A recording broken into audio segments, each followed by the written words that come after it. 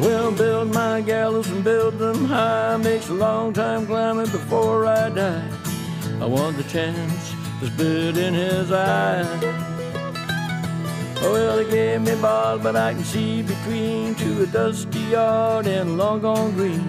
They call that freedom, if you know what I mean. And I drown my sorrows, but the whiskey's gone. I'm sober as good. Hello everybody, welcome to Longbangers. I'm Matty. This is episode 122, joined tonight by Raymond and Colin. Raymond, how you doing? Evening, fine, thank you. Goodbye. We've got, I think, a wee flicker of satellite delay, so you're, I think, coming live for New Zealand or somewhere like that tonight. I'll claim I'm visiting my brother. Aye, nice one. Colin, how you doing? I'm good, mate. I'm good. How are you? I'm decent. Aye, nice satellite delay for Bonnie like. Decent. Right, what we've got on the agenda tonight, so we've got a semi-final coming up on Sunday, so we'll talk about that. Hibs.net on the very good Hibs.pod that they put out last night had an interview with Ben Kensell, or knows everything. So we'll talk about some of the things that came out of that interview that have been in the papers as well. And it's 2 years that Jack Ross has been in charge today, as Hibs tweeted earlier. So we'll have a wee summary of what we think of his time since he's been at the club. So if we start off with the interview with Ben Kensell, Raymond, will come to you first. What did you take from it? What were your sort of standout points?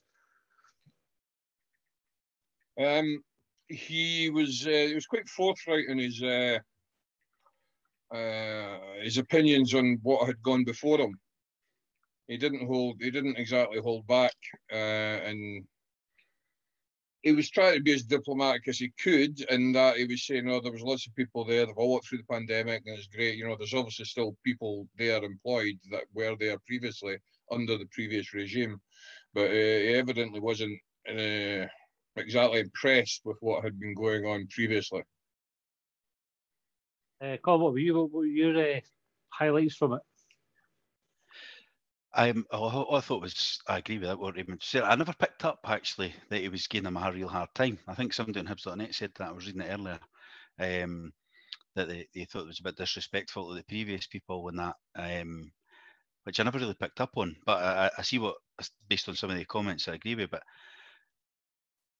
I suppose we can pick on them individually. The Brighton thing was interesting, but also the mess of the famous five, the internals and all that there, that they can't open it up, and just the, and then I suppose the director of football or whatever title he gave it. I don't know if he gave it a title actually, and I listened to it this morning, but I can't remember what he called it. But the exciting announcement that seems to have been picked up now by the Sun. Steve Keane tonight.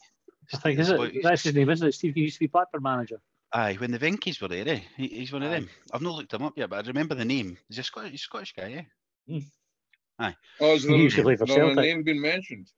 Yeah, Steve Keane. That's what's in two of the papers tonight. The Sun and the Herald or something. Aye, the Daily Record were on Twitter just before it came on, before we started recording as well. I always thought he wasn't up to much at Blackburn. And I don't know what sort of state the club was in at the time, but I always thought and when you hear somebody talking and they're quite full of their, like explaining how good they are, like full of their own ability, but what was actually happening never seemed to back it up. Like Colin Calderwood, he was like that. That's how I remember him. But I think he's had no bad career since then. I was reading a wee bit. He's been away to Australia and Brunei, I think. Raymond, do you like a Brunei? Salt enough. I knew you were going something with that. But it was a good interview though. I mean, at least they asked all the questions, the hard questions, because we've had folk on, and if you do feel a bit awkward, like you obviously pulled Martin Boyle up about his attempt and the penalty for a penalty in the cup final and that. And I thought you were going to say his hair. No, never. No, we've done the boy McGowan's here, and he even had defended that as well. I did.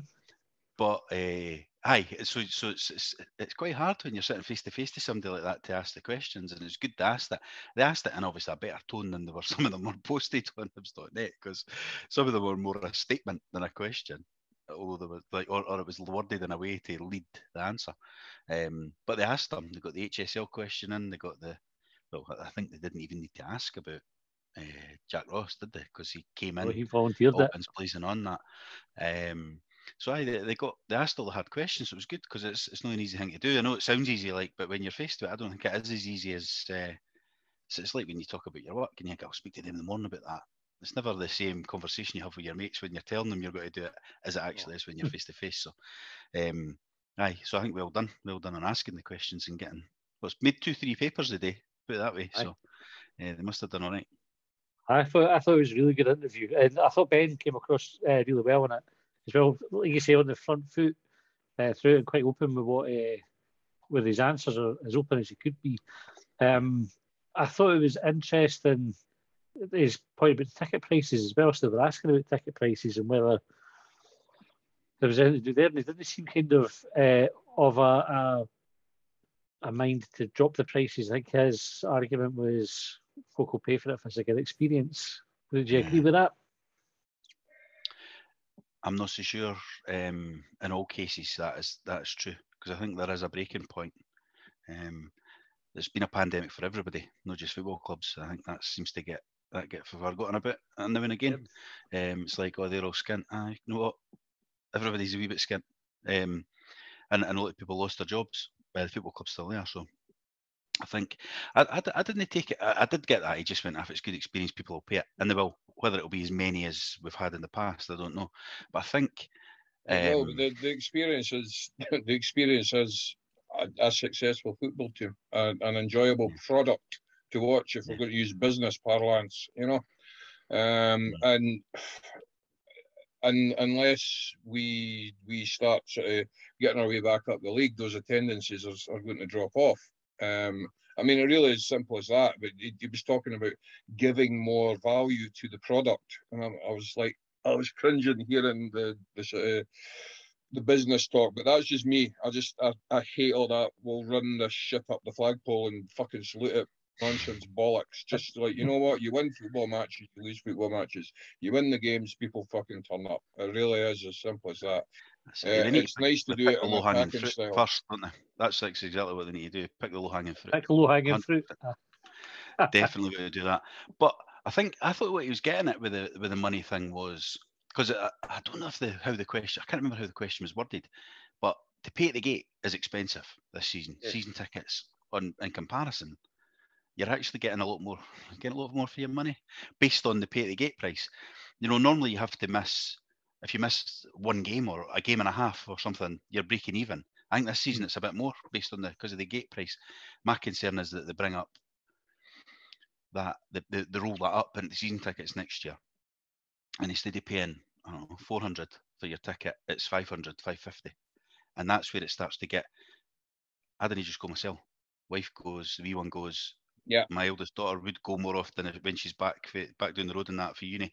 So that cost me a fortune. You know what I mean? I've got to do the payment plan, or I don't have to. I do the payment plan so that to make it more affordable. But if it's going up by another couple of £100, then I'm looking at the payment plan going, it's a lot of fucking money, like £100 a month or whatever it might work out as to just go to the football. Well, he also said that it was based on, what was it, that he was hoping to get 12 to 13,000 season tickets to allow them plan for the future. Now, if you pop that price up by, let's say, 70, £100, all of a sudden people are starting to say, well, wait a minute.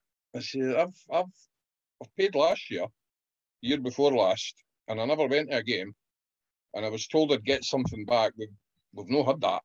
Let's be honest, like, we've not had that back. You know, we were going to get wee treats going to the training centre, and like, He mentioned that last night as well, didn't he? But that was one of the things that he said to add value to the experience, and I'm going like, oh god, that's just, to me, that's not adding value. That's a gimmick.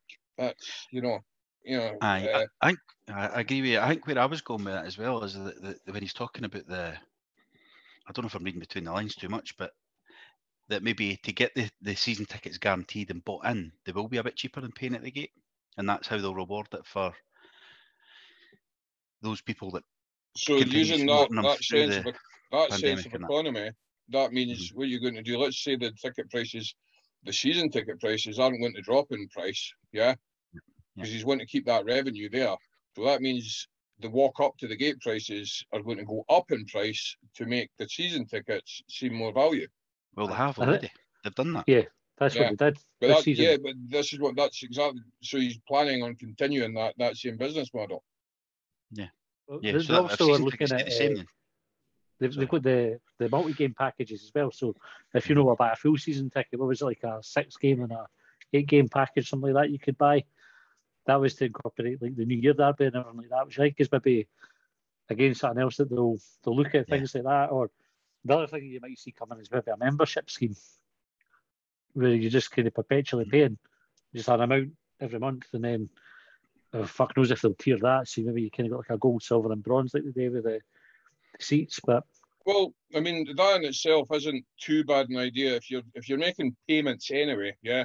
So rather than over an 8 or a 9 month period, just spreading that over a 12-month period, maybe just makes it just that little bit more affordable for people. But that's fine. I'm cool with that as long as you're giving it as interest free. But when you start bringing in companies that are shagging you for 12, 13, 30% interest in that, you can stick that up your, stick that with your non-fungible tokens. Aye, it's an interesting thing, and I wonder if, obviously, I think the thing that drives folk to the games, and you're totally right, is a winning team or a good team, a kind of team that's good to watch. Ideally, if you've got a team that's good to watch and win games, that's the sort of the utopia, isn't it? But I suppose then, if on top of that, they're added value to the season ticket and the experience when you get to the ground is better, that will make more people go because you've got a bit of everything then. I still don't understand that experience thing. Like, I don't really know what they mean by that. I've seen people in the message boards mention it for over a year, and I don't get it. But it's people on the message boards have been talking about it as if it's a thing. It's just like, if you're winning, there'll be a better atmosphere at the ground. But what does it mean by a beer? Is that what it means? So I think it's like if you're there. This is how I would see it, right? So if I think about my match, in inverted comments, my match day experience as it is now. So I tend to be early to the game, park up near the ground, walk up to my seat. If I'm really hungry, I'd maybe get a pie now that the kiosk's open. So last 2 times we've got a pie. And then I sit in my seat, watch the game, the ground fill up or half fill up or whatever it is. Watch the game kick off. 20 minutes later, watch the ground empty again. Because we're getting read your programme. Did you do that? No, I've not read my programme because can I get one? At least nobody's getting booed off, because there's nobody there to boo them off. And then get to full time. I didn't tend to do anything at half time in my seat. I like the screens, I like the wee montages and that they've had on the screens before the game. That's added something to it, right? That's made the experience a wee bit better. Yeah, I'd agree with you there. Sometimes when you go into the wee West Stand concourse, they've got stuff happening. So they might have like a food van, or they'll have wee games on for the kids and things. Face painters, that kind of thing, because they kind of get paid at Hibs. They'll get paid at Hibs. So only the other clubs didn't pay them. I think what else you put in there though. Do you know what I mean? Like, what else am I? Maybe it's not directed at me, but I'm a 44-year-old man. What else am I wanting to do when I go to the football? And I've got a car, I can't drink. I think if you want to talk about added value and bringing in revenue, they've got a big car park at the front of the west they could utilise. Yeah, they've got an area at the side of the east, which is like the outside of the concourse, which could be utilised to a degree. So even if you were to start bringing, I don't know, I mind they used to do the pizza hut and all that sort of stuff outside. This is where the licensing laws come in, because if you could have a kind of gazebo type affair outside the west, for instance, a big massive fella with a massive bar at the end and just like loads of pumps like you get at the cricket, but just you go up, put in the machine that fills up the ideal for getting loads and loads of beer into people quickly. We can't do that, and nobody's want to go and spend all their money on Coca-Cola. Yeah. Well, that's it. When you go to the rugby, I suppose there's... sorry, I just seen Scotland scored. That's what drew my attention over there. Excellent. It's a pity it's Suter that scored it. That's the downside to that. So up and down. But when you go to the rugby at Murrayfield, they've got all the food stalls outside, and you can get a beer. Yeah. So you can attend it. You can stand early. You can go early. You can meet your mates there. You can have a drink. The atmosphere starts building around you. I suppose maybe that's what Match the Atmosphere is, but it's not like there's a band playing outside or. I mean, I'm not really sure. No. We don't have enough space to do the same as we do at Murrayfield for it, as you're saying. But there are areas, there are things that you can do for that. We're not exactly going to have a sort of a trailer party, a la NFL. No. I actually said when we last mentioned Match the Experience, and I didn't understand it. I used an example. Maybe they could put the women's game on at 12:30 kickoff or something, and get you to go watch that at 12:30. That'll finish at the back of 2, and then you could turn up during the game if you like. You could turn up at 12:30 if you want to watch all it, and they could do that. But then they'll probably be saying, "Oh, we can't mark the pitch too much." Well, that's the first thing that I would say would be the ground staff would be kicking up fuck about that. Just pay them your money, yeah. Just get a hybrid pitch. Pay for the hybrid pitch. That's what Hearts done, aye. Like that. Or Tottenham did and have there's a pitch underneath, isn't there? Like the American football one. Yeah. So they could just do that. That'll be cost anything. We can't open the famous five and make money, aye. 30 or 40 quid, that'll do it. Some grass seed. And right, so also the other thing that the papers picked up on for the interview was transfer window not being good enough. Yeah. And I think when you tie that in with the chat about Brighton, and I'm saying that there's no evidence that, I think it paints more of a picture as to why there's been a change in that head of football operations role. Raymond, do you agree with the assertion that the transfer window wasn't good enough? I think it was a bit of a flop. Let's put it that way. I think I've also got to remind people that we held on to Purchase, Nisbet, Doig, right? So yes, we haven't brought people in. There's no denying that we should have done better, especially with the lad for St Mirren, who I know there was circumstances there when going to Middlesbrough and everything like that. I watched him playing for Ireland the other night, and he was just lovely, just against Portugal as well. And he just sat in the middle of the park, and just when he got the ball, he moved it quickly. His head was up. He's looking to move the ball. He's a very good player, and I don't think we're getting him now. Whatever. Is he fit already? Aye, because he got a bad one against Rangers, didn't he? They thought he was out for a while.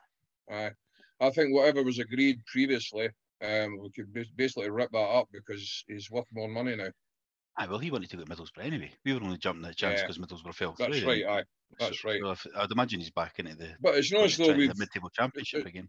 It's not as though we've just sort of went, oh well, Middlesbrough were looking from. We'll go and have a look now. We've obviously been going to do that up until that point that fell apart anyway.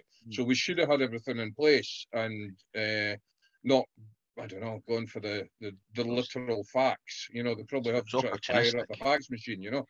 That was opportunistic, that one, wasn't it? It was like, oh fuck, we'll get rid of they two and we'll see if we can get them in. But I think what I took for that bit when he spoke, everybody knows the transfer window was shite, right? Everybody knew we need a striker and a centre half and we were either in. Well, even if without a doubt, and if we had lost a striker or lost a centre half, like out that list you just rattled off, we just needed two. You know what I mean? There wasn't any. That was the difference. But we spoke about on here as well, even on Quick Bang when I used to do that. Like if we're in Europe next season, which we were, we don't just need quality, we need quantity. I know, and he mentioned quantity of the squad. Yeah. The squad is bare, it's thin, there's nobody. Because we went with a thin squad last year deliberately, and this year we never got and again we go back to that same problem. That we're not Celtic or Rangers, we don't have the money to pay good quality players to sit in their arse. Yeah. So if you're a half decent player, you want to be playing all the time, Now, if you're a half decent player and you're getting told to sit in your arse, you better be paying them top dollar to do that, which is how Celtic and Rangers can afford to do it within the realms of the dimensions of the Scottish League. So they can afford to have people that are good sitting on a bench. But we didn't even bring shite in to fill the bench though. We didn't bring anybody shit money to fill the bench. You know what No, I mean? We no, never had but any youth coming through. We never had nothing. So we needed bodies in, whether they were coming in as a reserve player. You'll play if somebody gets injured. Look at Stephen McGinn last year. He was only here for that reason. I'm playing devil's advocate here, right? So therefore, you just bring anybody in for the sake of having somebody sitting there. Yeah, in which case, why do we not just bring the laddies through?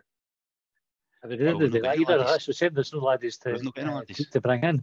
And I think there's for me, I think Hibs are in a different place financially than we were, and you can tell for the fact we kept a team that finished third, kept it together by and large, because we had, other than Marciano gone, and we already had his replacement in the building. We kept the team together, which is the first time I think in my lifetime that we've done that. We've had certainly since Bosman. That's an excellent point. That's an excellent point. I can't recall us holding on to everybody. And then you've got a desire for the owner to put money in on the right players. So there's never been the noise coming through Ron Gordon or anybody in a senior position. I have to say we've not got the money to do a deal. It's not happened once. So they were talking about getting Mueller in early. If they had to pay for it, they'd pay for it. They wanted to keep Boyle. They found the money to keep Boyle. They wanted to chuck money in this bit. They're doing it. Like Ron Gordon and Ben Kensell now were saying we wanted to bring players in. So I think it was a financial thing that stopped it. There's obviously another reason that either they didn't identify the right players or they weren't aggressive enough trying to get them. But I didn't quite get how we ended up in a situation where we never brought in He did say at one point, did he not say at one point something along the lines of not doing things quickly, efficiently enough, leaving it too late? So maybe they did identify, they did want them, and they were just thinking, playing a wee bit poker with them, saying, well, we're not going to give them all that money. We'll just hold off and we'll wait and see. We'll see if they bring the price down if we leave it. And I think the strategy as well, a wee bit with what appeared to be Matthew in charge, was that, and I liked it in a way, that we would go and just buy the best off the rest, if you like, what Rangers and Celtic do, but to our level. But it was like, take the example of Kerr. As soon as we thought, we can't afford Kerr's wages or pay or whatever it was, or transfer fee, whatever it was, we just went to the boy stands beside him on the pitch on a Saturday. Like, what we do, we're just working along the line here. Like, we'll end up with a fullback if we can't get, you know what I mean? It was like, fucking hell, like, is that it? Is that all we've looked at? We've just watched St Johnstone and we went, we'll have him. You can't have him then. And that's what it looked like to me, like not knowing what was going on. That was the perception that I think I even said it on here. Like, we're buying what was the boy's name? Wasn't Kerr the other one? So, no, McCart. We're looking at McCart because we can't get Kerr. That was it. It was like McCart wasn't mentioned until we rolled our Celtic to Kerr. Although we might get Kerr now on the rebound anyway, because I think he's getting much of a game down in Wigan. No, he's been injured. He has been injured. He's just started getting a game apparently. I've said it before in here. I'm not going to be too surprised if we start seeing some really left field signings. Some from North America, Central America, that sort of idea. For twofold, it's to introduce other nations and people to the club, and hopefully get something off the back of that. But also because you might get more value for money and be able to sell them on. Because let's face it, we're only ever going to take players for, if they're half decent, you've probably got them for 2 seasons tops, Yeah. And if you're doing things right, you've got essentially a sort of 2 to 3 season window to win something or to get yourself into good positions before those same people have gone. So the secret is keeping that conveyor belt moving, because we can't afford to keep people on big wages for any length of time. We can attract them here, but then they've got to ship on. Aye, they definitely mentioned the American market, didn't they, when he was talking about it for future transfers. He says there's no secret we're interested in it. I don't know if we'll go as far afield as Brighton, though, based on that comment about the Brighton thing. That was another one we were going to talk about, wasn't it? Because you got involved doing a whole interview with the equivalent down the road at Brighton. It's a Brighton and a Hibs fan, that guy, wasn't he? I can't remember his name, sorry, but we spoke about it way back in the summer, and we've seen nothing. Folk obviously started saying, was it Aberdeen and Hearts that maybe got players on loan for Brighton? Yeah, And yeah. like, Yeah. how we not getting them? They were going, well, maybe it's not that. It's maybe about sharing best practice and commercial stuff and all that. And then the CEO sits down and goes, I get nothing about it, mate, and I'm not even Fuck asking them. off. Aye. Because I was effectively what he said. I know nothing about it, I've heard about it, and I'm not asking them. I know them, but I'm not even asking. Found it weird Which they is had the ask mental. though, That's Aye. because Brighton are a good club, and he said that they've got a good setup. Joe, he said there was excellent people there, and you think surely you know that something exists, and it does because he says there's no evidence, but there is evidence. You only need to look at the Hibs website, the Brighton website, to know there's evidence, and you would imagine there must be something fucking written down, agreeing between the two clubs what it was going to look like. Yeah. Why has he not picked up the phone and said what's happening here? Aye. I just couldn't get my head around that. Like It's not even a cold call because he named two of them by their first name. aye. Jamie and somebody, I can't remember. So he actually knows them, like, or has met them before. So it's not like just phoning up a total random and saying, I'm the chief executive of Hibs, you probably don't know me. But we put an announcement out in the summer, I get nothing about it. This is actually a, hey Jamie, how you doing? I I've stood just joined Brighton. Hibs, right? You know what I mean? But Brighton, unless Brighton have emptied their whole team out that dealt it out, then they must have somebody that can remember what the terms of the deal Aye. was. I mean, it It's, just seems totally fucking ridiculous. Like, it seems mad. It's a total waste of time and effort and money, presumably, because you know these things cost money to set up as well. So you think surely Hibs haven't got that to squander. Again, to walk away from it and just let it dwindle. Well, surely there's something to be benefited from it somewhere, you know, be it our under 18 team going down and playing against their 18s, you know, that anything, just something to sort of allow new ideas to formulate. Yeah, Weird one. And the other thing that came out of the interview was, I suppose, like that kind of, we can mention it at the start, being quite scathing of the previous regime. Do you get a sense that Hibs were in maybe worse state than many of us knew when Ron Gordon took over? And if so, did someone like Leanne Dempster kind of get away with, you know, a better reputation than perhaps is warranted? I think so. I think she jumped before she was pushed, to be quite honest. I think you see the amount of them, the others that have left already, like that were in more senior positions. They're all out. They don't like it for whatever reason. Maybe getting asked, maybe getting targets on their head. People don't like that, do they? Because you've got the woman at Glasgow City. She went away back after Dempster, and then the two Millers left, didn't they?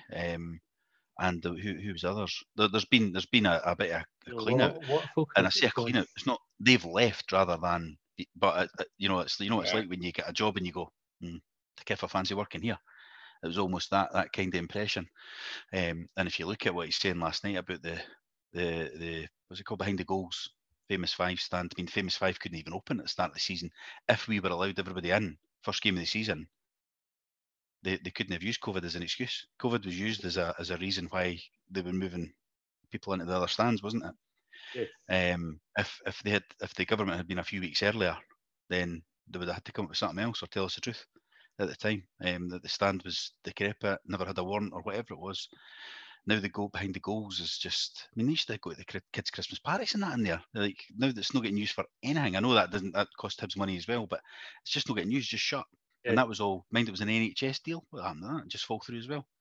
It was to be used as basically a doctor's surgery, wasn't it?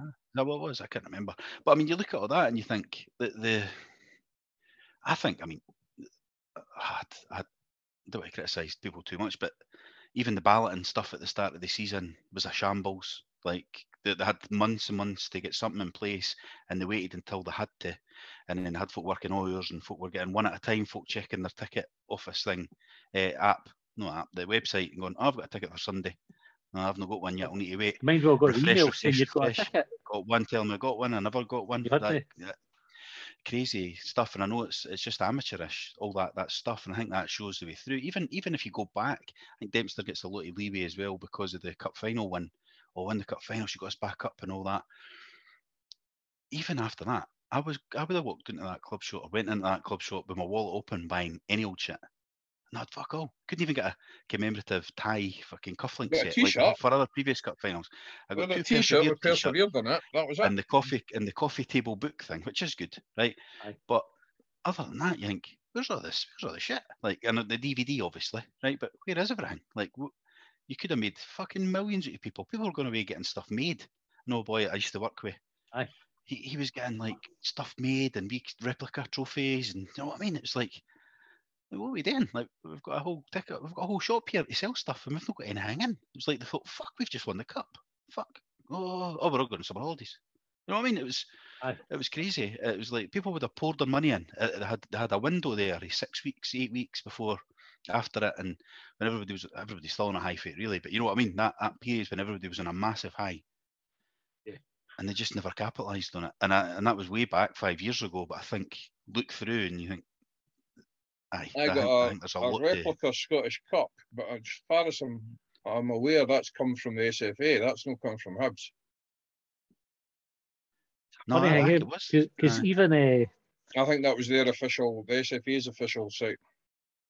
when you look at the commercial activity that's happening at the club now, we've spoken about it, but we've joked about it as well. As like there's fucking a sponsor for everything, and can you imagine the teams a ball here away from running out like racing drivers with the amount of companies that's going to be on the.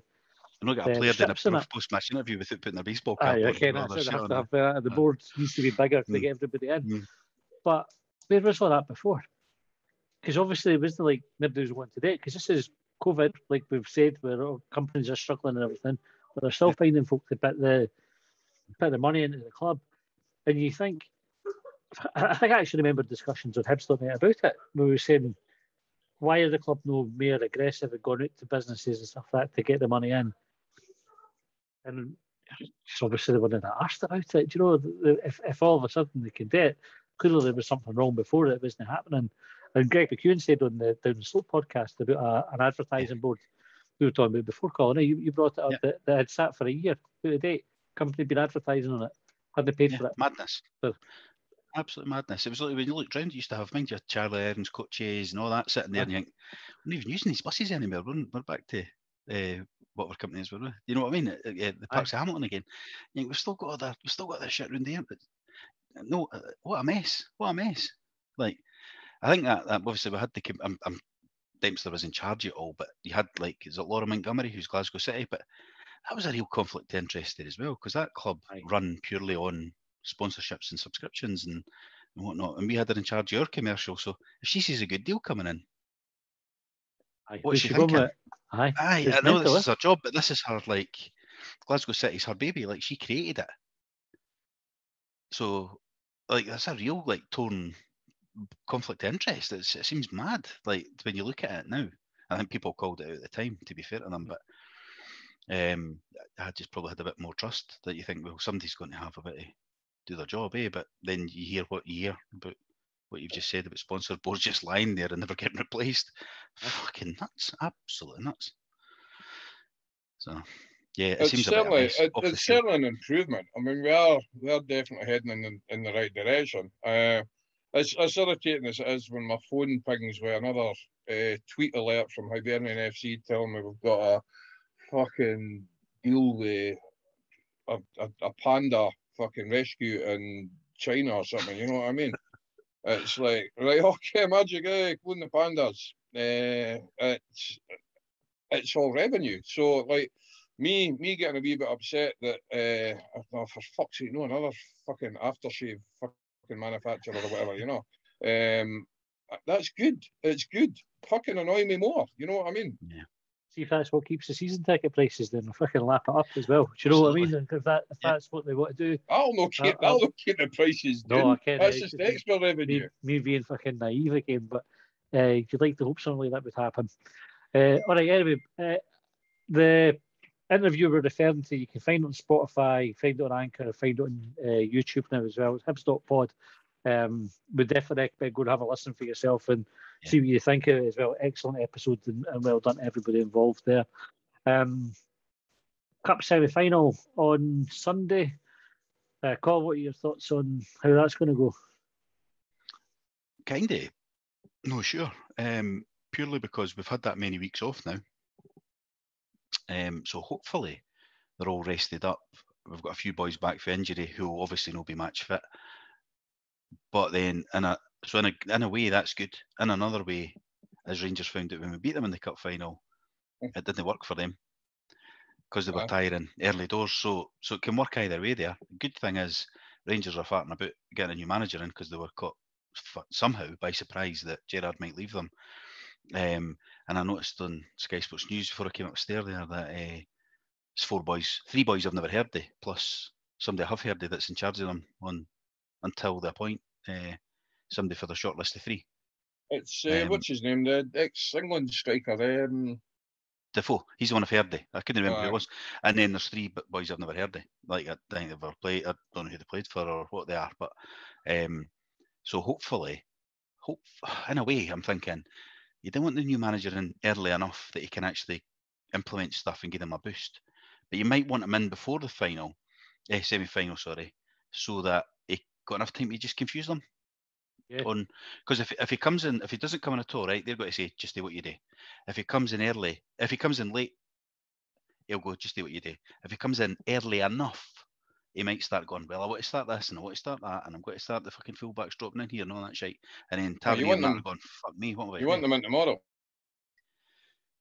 Aye. Yeah, what does this? You want them in tomorrow? It's just to maybe, be the right amount of time. Yeah, Tuesday might be early enough. Wednesday or Thursday might be. Wednesday. Thursday's probably too. Thursday's probably just got to say, you've set the team up, carry on.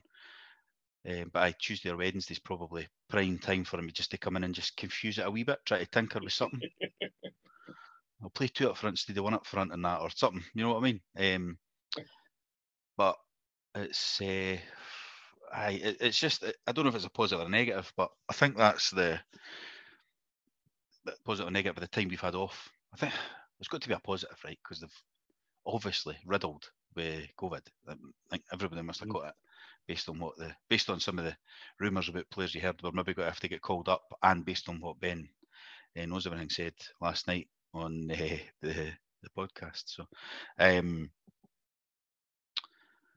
hopefully some of their players will get a bit unsettled, thinking, I wonder if I'll get a wee move to Villa and that as well.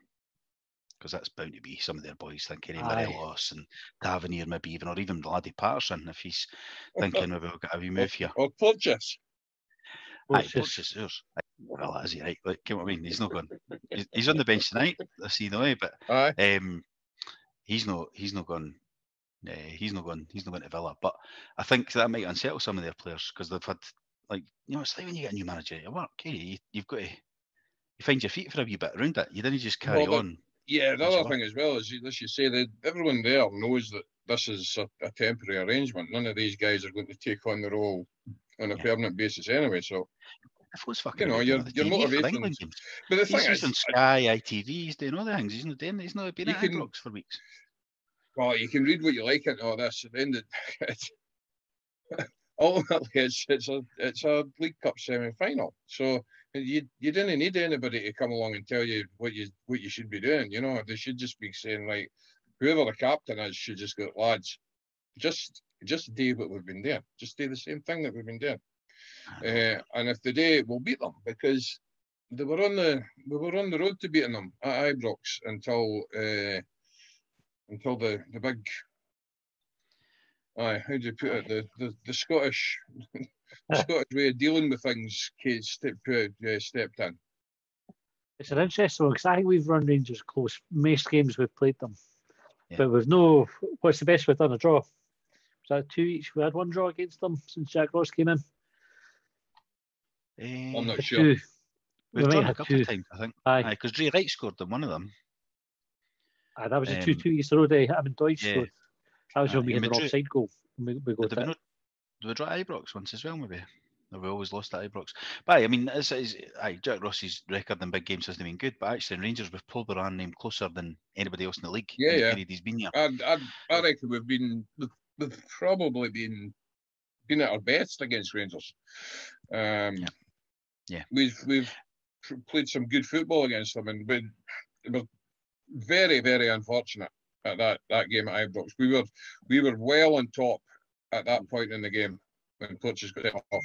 I'd go so far as to say that we probably would have won that game by maybe another goal. Maybe won that game 2-0 because they were having to come forward, and we were just picking them off. And we looked really good. We looked really good, no doubt. But we've not hit those heights since then, have we? Like, I mean, that was a lot.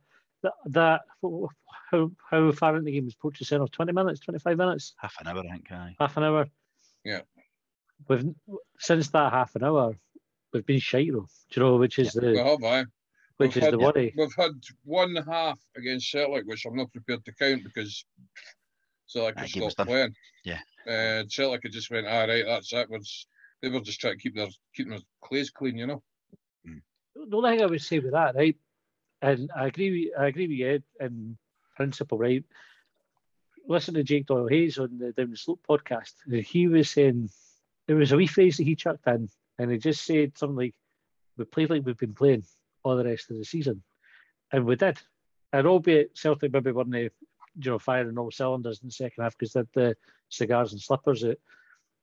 But the Hibs performance, in terms of the style we play, the control of the ball, how folk were kind of set up and coherent in that second half, was how we played at the start of the season. Like, there was a lot of similarities, and I could totally see what he meant by that. So if you could get that, I think we'll be all right. Like, because I think the start of the season will look pretty good. Yeah. Honestly, Cameron's going to come down to, it's going to come down to the referees. It's going to come down to the officials. Seriously. I mean, I actually genuinely believe that. They've got so much influence over them. Yeah. I hope in the press conference it's mentioned, like the last 4 times we've played. Was it 4? We've had disallowed goals that nobody even knows what they're disallowed for, red cards, or not a red card, then go on and score the winner. Not getting penalties awarded for the two-handed shove. Yeah. You know. You should really get a bit. I don't know who the referee is, do we know? It must be. It's a wee guy with the whistle bit. Aye, okay, fair enough. Get his name? Mason Boyne. Mason Boyne. I think every I'm sure it's been announced as well, but they will have been because it's the weekend, eh? Aye, well, I think the referee will be important, but again, I think if you're savvy to it and you didn't give the referee an opportunity to fucking play his wild card, then you've got a bit more of a chance. Because you look at Poacher doesn't go into the challenge the way that he did, and I defended him, and I would continue to defend him. If he doesn't go in the way that he doesn't get the red card. The referee can't just pull, well, he can, but he's less likely to just pull a red card out for a really innocuous challenge than he is one that he's gone flying into. Stay on his feet. Just stay on his feet. That's all he needs to do.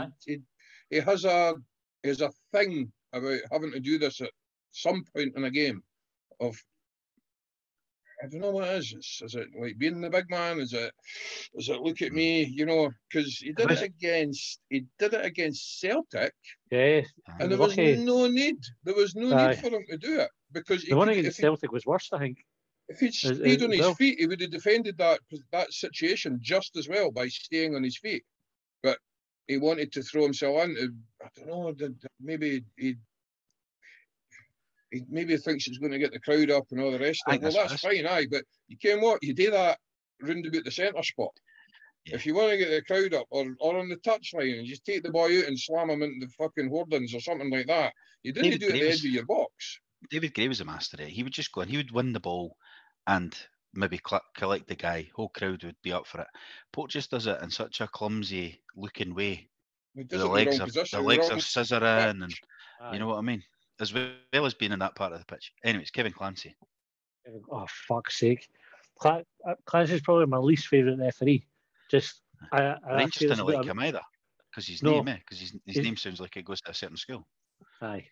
He always, you can tell when he's fucked up. He has an expression on his face where he goes through with something, he's fucked up, and he knows it's written all over his face going, I've made my mind up and I did what looks stupid by changing my mind here, so I'm just going to go with it, and I ken it's wrong. Like, forgetting to declare his expect. No, that's not him. No, that's the other one. Eh? That's the other one.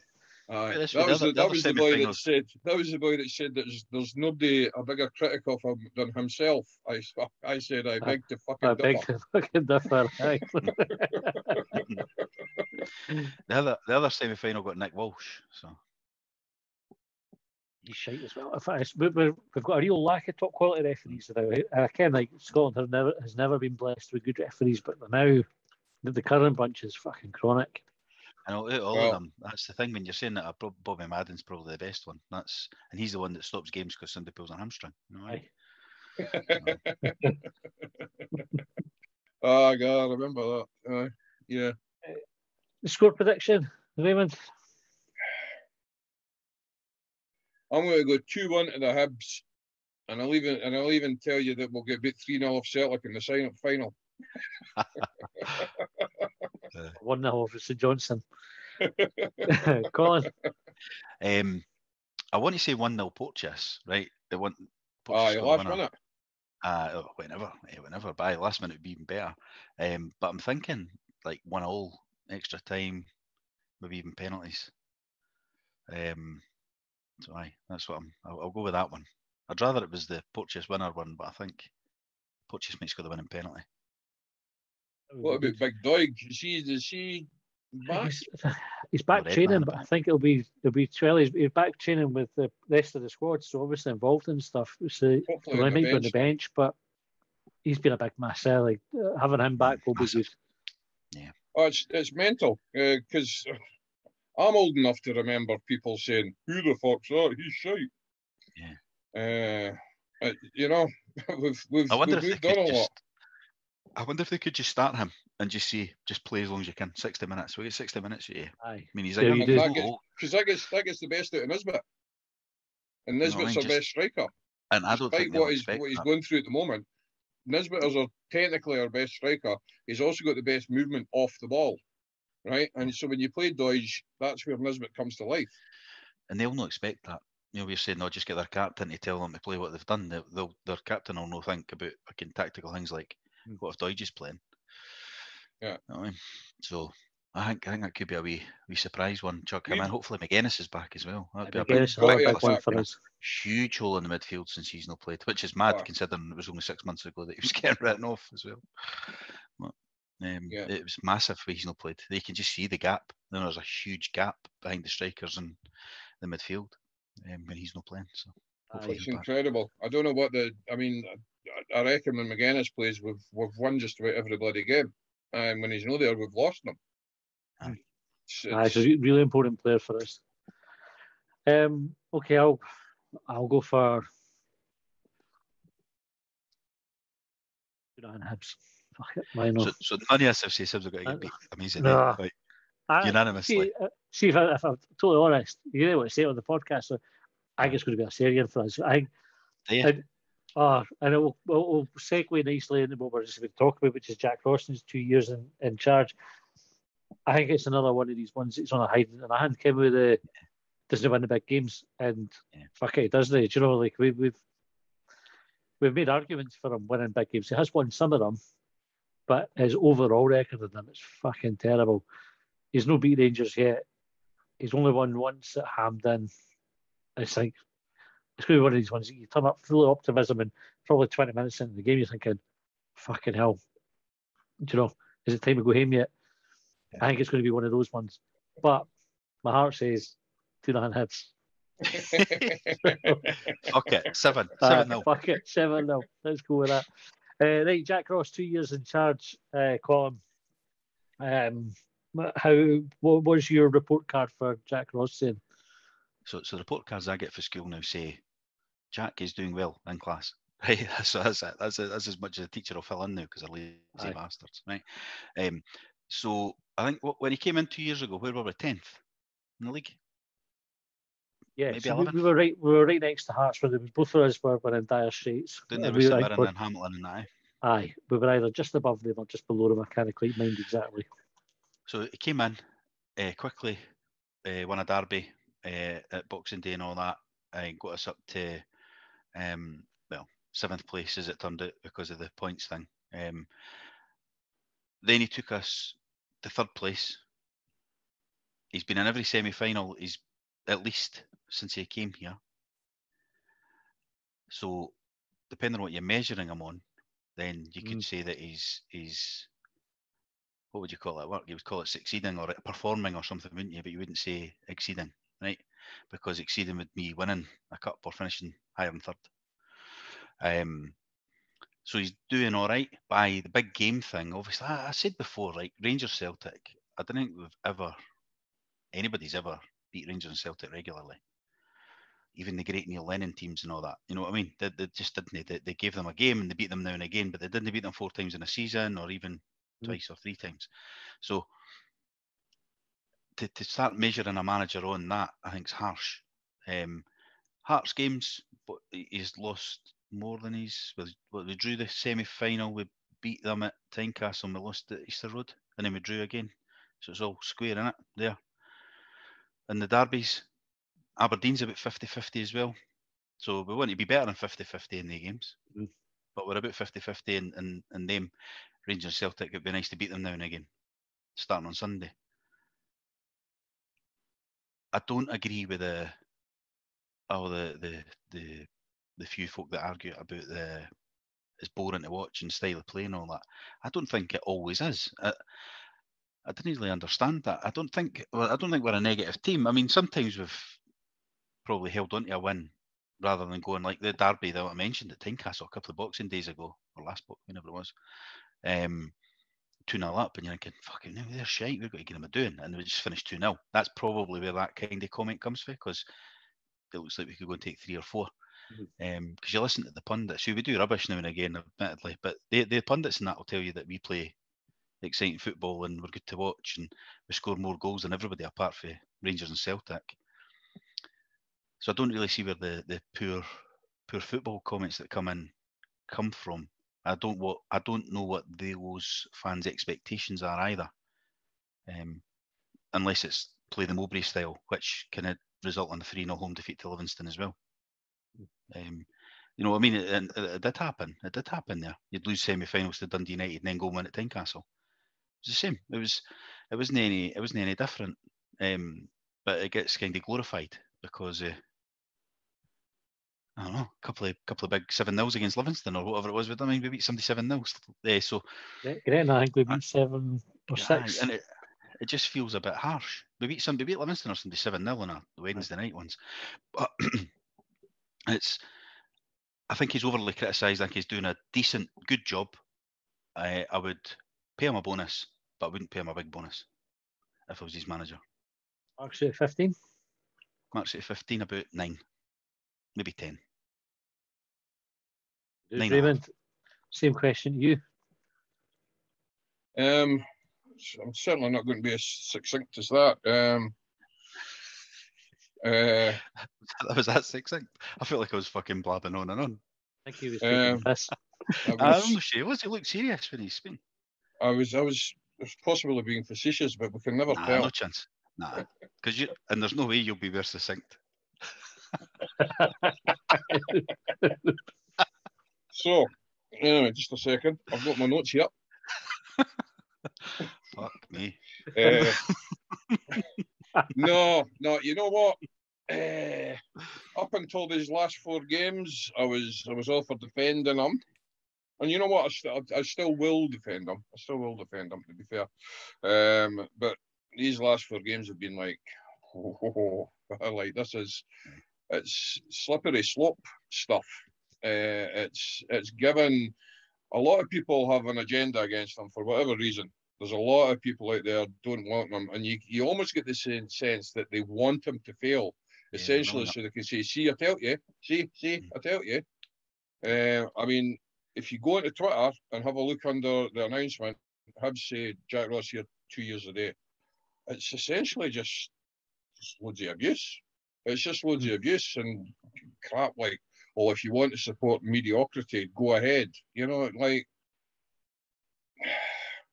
What's mediocrity though? That argument's fucking like, if Hibs ever finished in third place 2 years in a row in the modern sort of. No, well, this is the point I'm making. We are Hibernian FC. We're not Liverpool. We're not Barcelona. We're not Celtic, Rangers. We're not those clubs, you know. And if what you want is to be above average and and not mediocre, and to go and win these things all the time, well, you're supporting the wrong club, because we've never done it. And why that's going to change with the change of a manager is beyond me. I don't see how. I don't know. Let's possibly, if Jock Stein had stayed with us, who knows what could have happened? You know what I mean? But that's about the only example I could possibly give, and I'd gone way back to the 60s to when the likes of Stein could have taken a group of local lads and turned them into world beaters like he did with Celtic. It's never going to happen in the modern game because money dictates everything in the modern game. So we don't have the money. To do a Leicester City is incredibly rare. So, 15? That was definitely. So March out of 15, I'm going to say around about the same. I mean, it's could do better. So, you're looking at around about a 9 or a 10, something like that. It's, yeah. Good. If you actually look at where we are compared to where we were before he started, the squad that we have in comparison to some of the stuff that we've had, we're actually doing all right. But there's a lot of scope for improvement. I guess a fun one. It's quite hard to assess how he's done because there's very few moments that you could pinpoint and say it's exceptional. Like we've been brilliant. Mm-hmm. So we've been good loads of times and we've had good results. The times it's been here, we've beaten all the teams that we should be beating fairly consistently, which is why we finished third. He doesn't have many of those big moments where show unexpected results. It's like he's good at getting the expected results, but not very good at getting the unexpected ones.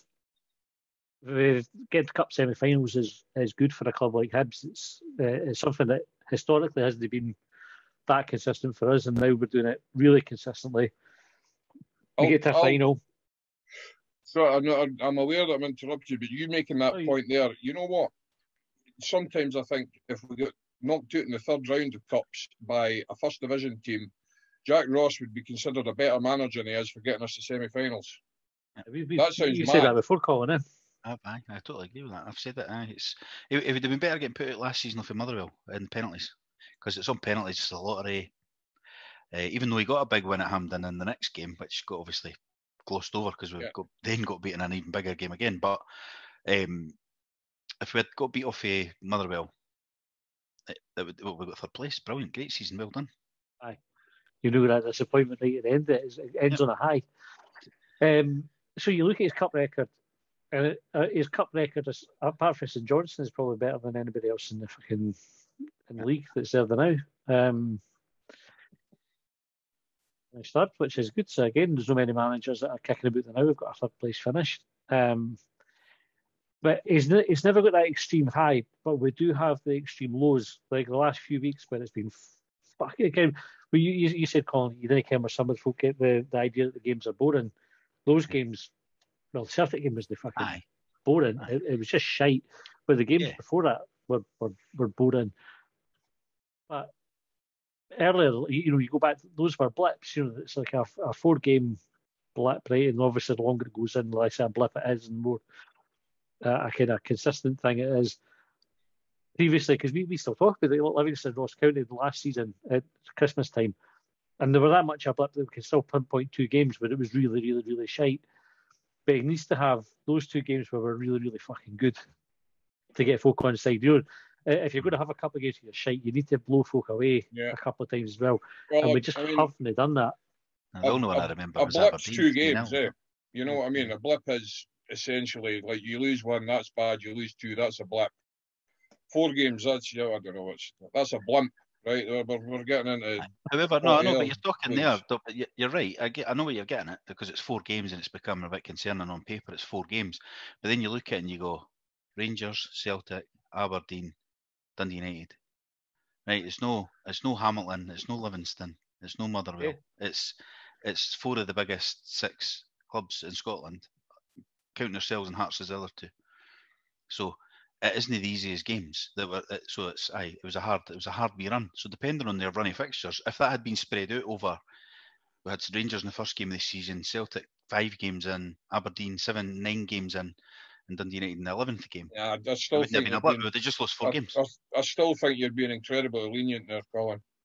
I hear what you're saying, but Performances weren't good. To get beat the way we did off Dundee United was nuts.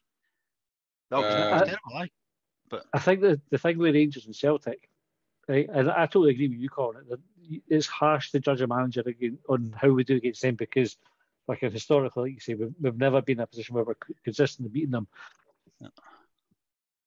We have beaten them with shitter teams, though. Do you know, like you look at the squad Jack Ross has got, although we were moaning about the transfer window and everything, it's still a better team than most teams have got in the league.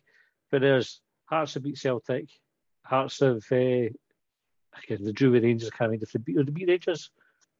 Right, they got a last minute goal. St Mirren have done it. Livingston beat Celtic. Livingston beat Celtic comfortably. And we had our pants pulled in by them. And you just think, I mean, and David Martindale, by the way, is not a fucking manager. Like, there's timing involved there. I mean, I would love to have played Celtic first game of the season. You know what I mean? Oh, without a doubt, there's but then they went to definitely a great Parkhead and got advantage in 0-0. that. Aye, but we spoke about that. But if we went to Parkhead and stood along the goal line, he would definitely get sacked. Oh, he It's not definitely the get Hibs hammered for that. Aye. But the point I'm making is there's other teams are doing what he is struggling to do, and poorer Hibs teams have gone and done it as well. Yeah. And I think that's a bit where he needs to turn it around. I'm somebody who's kind of a big fan of Jack Ross, and Joel Melank is a good manager. Another thing is I think he deserves the time to put it right. So as frustrating as it is when you watch the team and they're crap and you kind of lose patience a wee bit, I still think managers learn for the bad times, don't they? Like that's what you see happening. A manager has a bad spell, gets the bullet, goes somewhere else, and then there's a better manager by the time he goes there. We as well had to note him and let him be a better manager at Hibs. That's the way I look at it. So I'd probably score him about the same, about 9-10 out of 15. Yeah. Do you think if he beat Rangers or Celtic?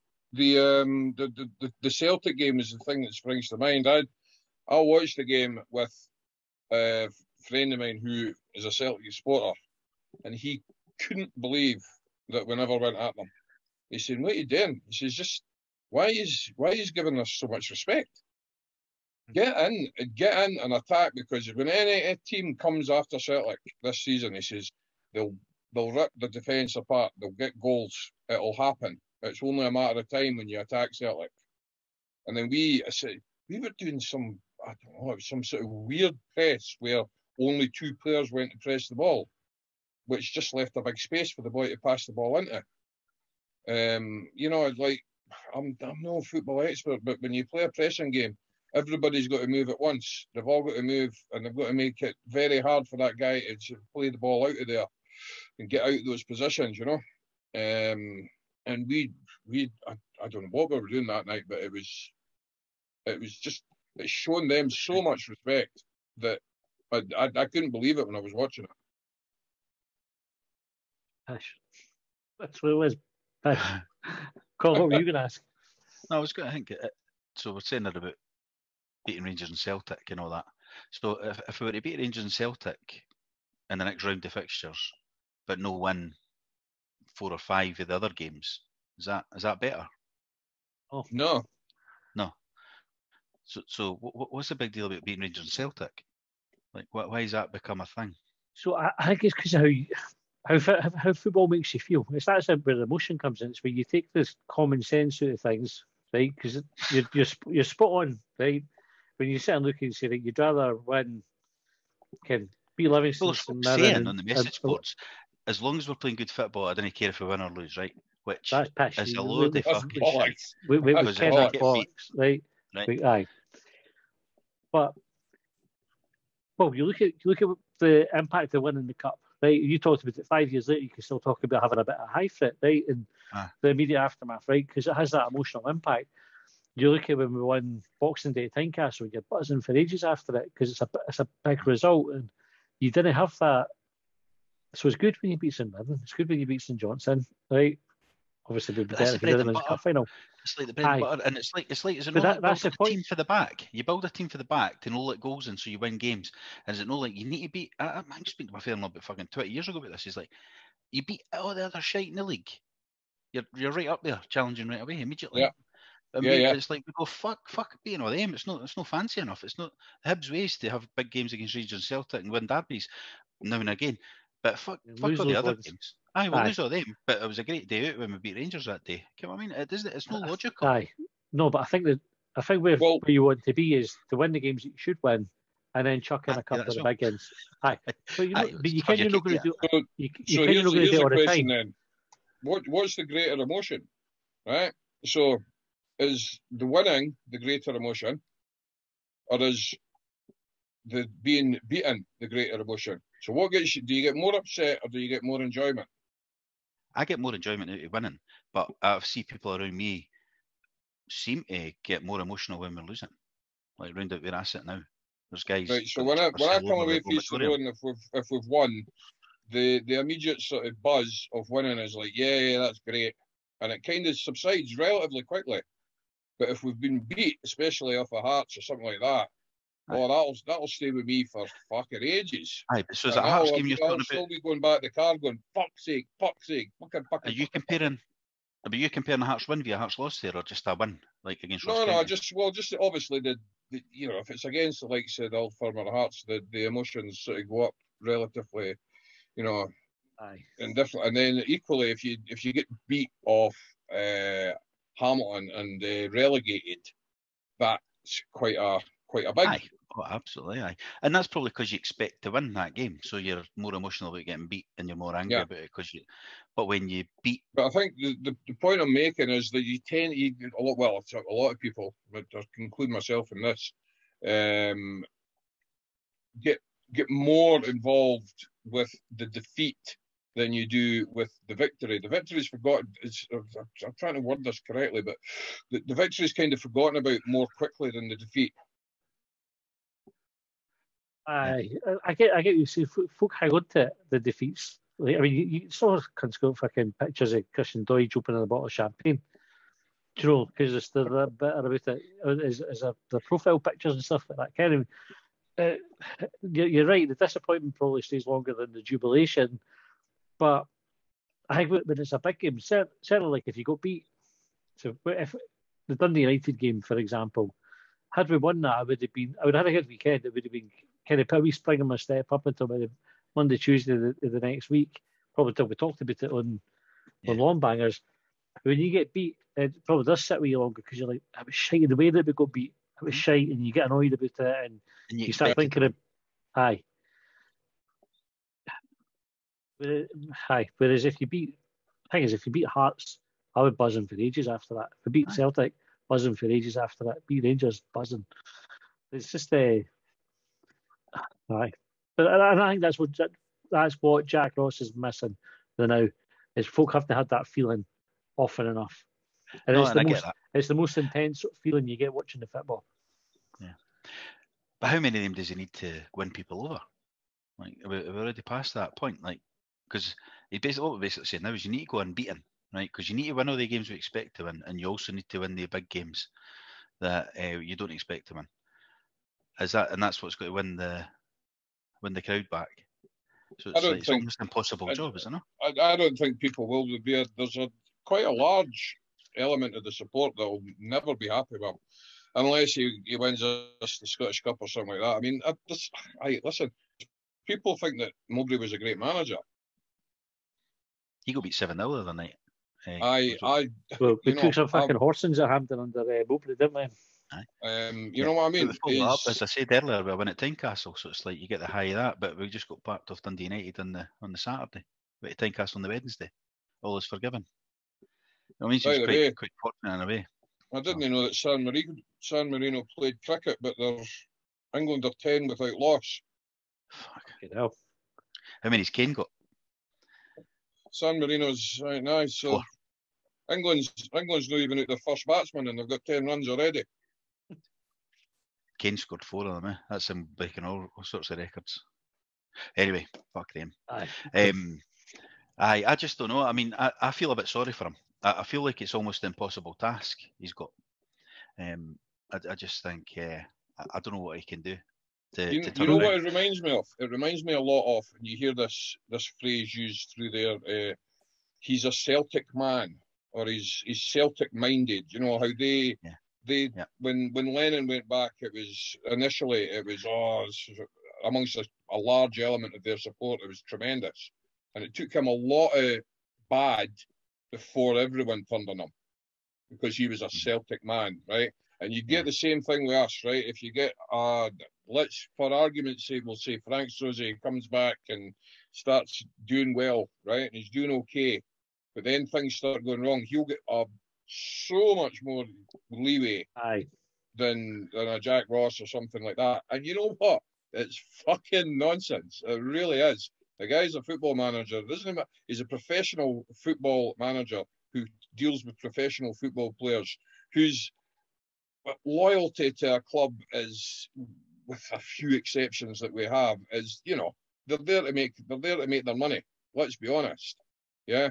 So the fact that I don't know, he's a Hibs supporter, or he's a Jambo, or whatever. What the hell difference does that make when you're playing a professional game? It really shouldn't make. It's an emotion thing again, isn't it? It's like this is the point I'm making. So this is what people get hung up on, these sort of things, and I don't think Ross ticks the boxes for a lot of people because of that. Yeah. What makes football good, though, isn't it? The emotion. That's the kind of, if it was all common sense. I mean, it'd be shit without it. It'd be fucking boring. But yeah, I agreed. I mean, I realise I'm not contradicting myself, really. I'm just. I'll tell you what you're not being. I'll tell you what, you're definitely not being succinct, right? So let's get that one. Let's get that one square. But, hey, that is, by the way, that is succinct for me. But you're right, though. If it was a bit of emotion, but I just think sometimes it needs to be directed better. I've said it before. Supporter means you support, right? And normally when something, if it was your family and they're in need, that's when you go and support it. You go and help. We go a lot of folk that go the opposite way and send these tweets that you're saying. Like, you know what I mean? It's like somebody makes a mistake in your family and you're like, right, you're not in the fucking family anymore. Get to fuck. That doesn't happen. And that can happen. That's a very good analogy. That's a great analogy. I mean, it's basically like when somebody's made a mistake and they're down, what they need is that they either need some encouragement, some positive encouragement, or even an arm around them and a cuddle, and I'd like, come on. The last thing they need is somebody saying, that was shite, you're fucking shite, fuck off. You know, yes, you can be critical, but you can be critical in a constructive in a constructive manner. Well, like yourself, Colin, I don't shout. So we have discussions, because I learned many years ago that screaming and shouting actually doesn't get anywhere. It just makes things worse. That's right. I annoys her more, though. I've told you that before. I said that on here. Although I did shout at my daughter the other night, I have to admit. That's the first time. Scotland just scored the game. Have they? Aye, Shea Adams. Oh, very good. 5 minutes to go, 4 minutes to go, 2.5. Aye. Fucking great result, that. Excellent. Superb. That means we're seeded. That means we're seeded. Which keeps us away, hopefully keeps us. Well, watch this. Portugal end up no seeded, and we'll play them.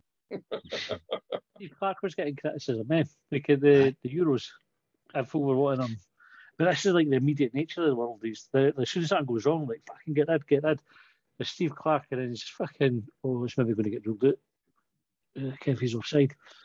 Anyway, but you know, beating Denmark, fair enough, Denmark have already won the group and all the rest of it, but you're taking us to a tournament and into the playoffs to the next one. It's sometimes pays to just stick with the guy you've got. Aye, I think it does. I think it's true. It's not like we're sitting down the bottom of the league. We're still in my chance of the top three, top four. Top three is obviously perfect this year for European group stages, I think, until UEFA change the rules when the Serie teams are in it, like they've done last year. But you know, if he finishes third 2 years in a row, that must surpass I take out the obvious league winners and that, but Yeah. Well, I mean, that must have passed most managers in the last 30, 40 years. Aye. Yeah. Would, undoubtedly. Aye.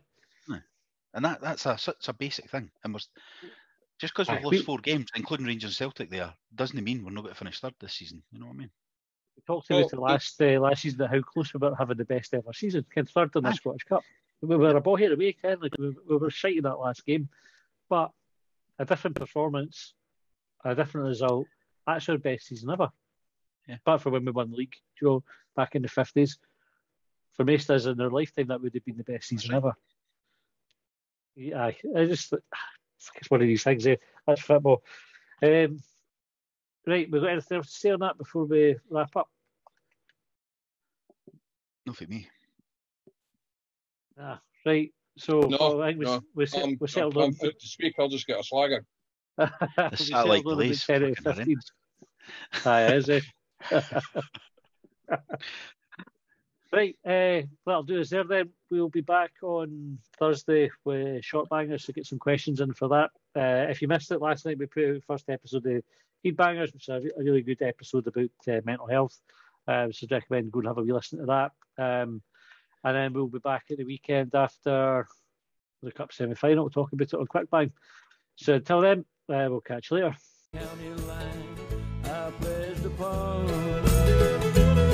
Well, they trailed me down when I broke free. I drank all the whiskey in Tennessee.